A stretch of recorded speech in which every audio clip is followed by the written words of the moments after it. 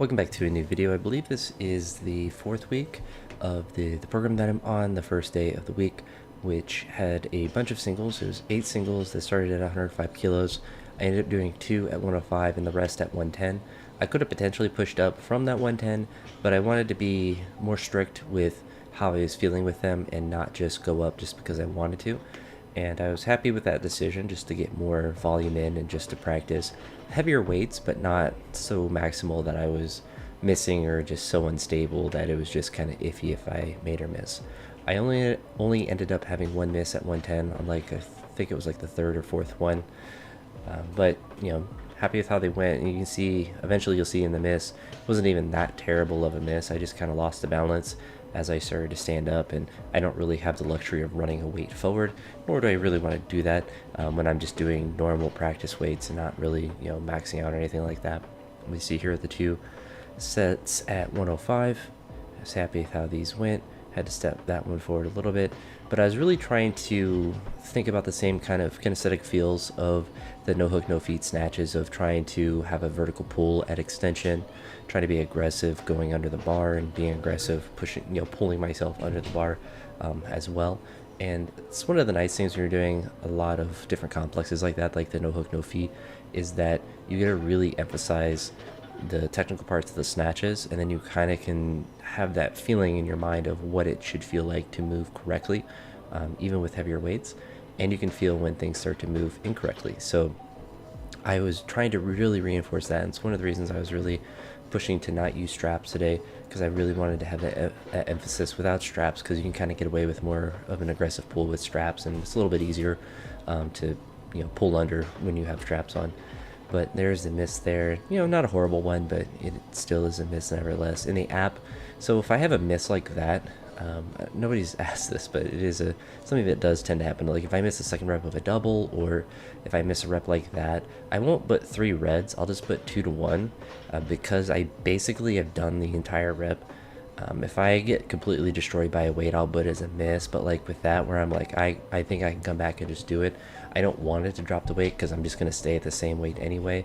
And it will often, if you say you missed a weight, will give you additional volume to make up the quote-unquote volume you didn't do.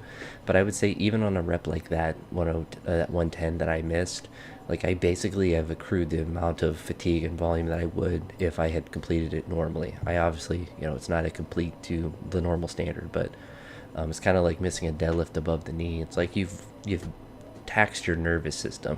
You kind of can count it. You're not really going to come back and be able to make a heavy deadlift after that or something. And the snatches are obviously a lot different than that.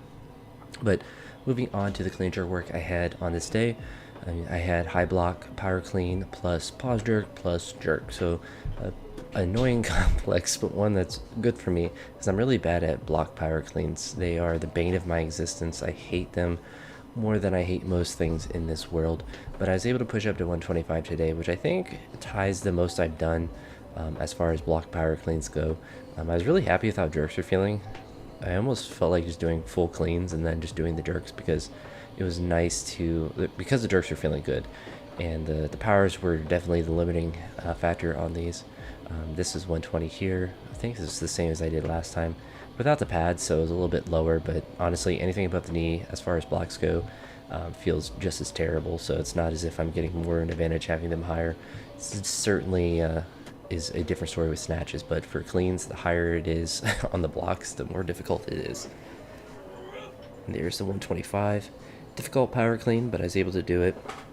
No question of the powerness of the clean, or the power clean, but certainly did not have much more in the tank from there.